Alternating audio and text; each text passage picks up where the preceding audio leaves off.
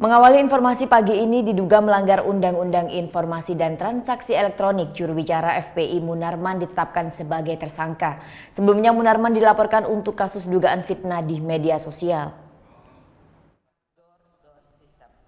Setelah gelar perkara Selasa pagi, penyidik Polda Bali tetapkan Munarman sebagai tersangka kasus dugaan penyebaran fitnah melalui media sosial. Penetapan ini disimpulkan dari cukupnya alat bukti yang diperoleh penyidik. Selanjutnya Munarman akan diperiksa tanggal 10 Februari mendatang. Munarman akan dipanggil tanggal 10.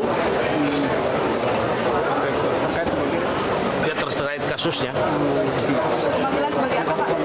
Pemanggilan Munarman sebagai tersangka. Tanggal 10 Ya. Sudah positif tersangka. Kan kalau pemanggilan tersangka Akan ditahan, Pak.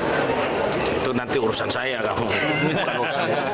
16 Januari lalu, Munarman, juru bicara FPI ini dilaporkan ke polisi karena omongannya mengenai pecalang Bali yang beredar di YouTube. Akhir Januari, Munarman sempat diperiksa Polda Bali sebagai saksi sebelum ditetapkan sebagai tersangka Selasa sore. Muhammad Hasanuddin melaporkan untuk NET.